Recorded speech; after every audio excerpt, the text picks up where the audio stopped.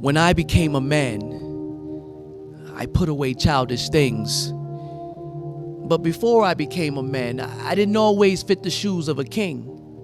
I was a child trying to find his way. And the toys I played with kept my eyes occupied and left my mind in a lustful, boyish frenzy. And my playmates had long legs, short skirts, and soft skin, and they cared enough to lie down and wallow with me often. Jezebel turned out to be my very best friend. I'd look in her eyes before ever seeing the sunrise, every time I paid her a visit and slept in. Before I became a man, I saw how God made Adam from dust. So likewise, I tried to make love out of lust. I didn't know any better. I was taught by example, let your mouth spit game, but never let your heart say much. I treated his daughters like beauty pageant contestants, and there would be zero return on their investments, and Proverbs 31 was never a criteria for my selections. Mind you, this was before I became a man. This was about the time that I took notes from a father figure who really didn't know how to be a father. Go figure.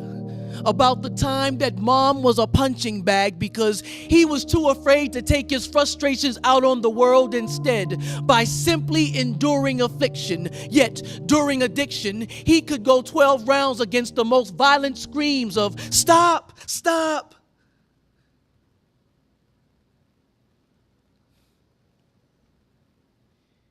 And he was undefeated. He always won. And I would stand in plain sight, hoping Daddy sees. Because all I could say at the time was, "Daddy, please." Mom didn't deserve what she got just because she didn't satisfy Daddy's needs.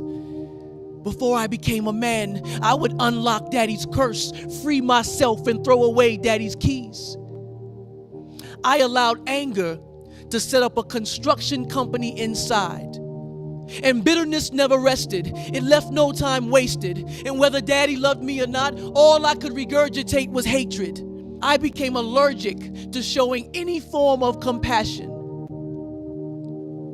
Before I became a man, I was much shorter. Not just in height, but in spiritual insight. Because I never had a picture, nor did Pixar ever have a film to show me what God's man really looked like. But when I became a man,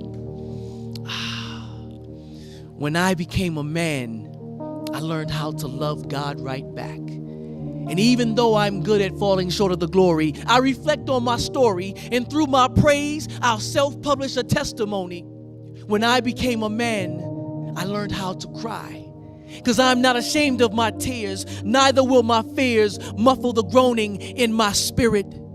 Since I became a man, I'm no longer afraid of the dark.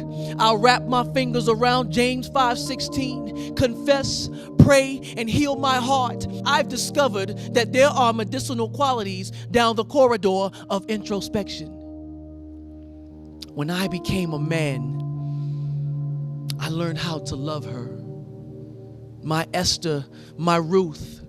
I learned to honor her like she was Jesus' mother, because one day she'll be pregnant with the seed that will transport my legacy, so that my God and my name would both have longevity even after they bury me. I couldn't love her before because I wasn't able. My insecurities and my perfectionism had me looking at the next best player checking in at the scorer's table. How could I possibly be her covering as an umbrella with holes in it? But I learned to love her like I oughta, because I want him to be my father and my father-in-law, since that's his daughter. When I became a man, I learned to love my brother. I'll share my heart, my hug, and my hallelujah. Because a hug and a hallelujah without my heart leaves room for his spirit to respond, "I never knew you." I became a man so that until he became a man, he can see and name a man who picked up the gospel, who picked up the gospel, who picked up the gospel, who picked up the gospel, who picked up the gospel, and put the toys away when I became a man.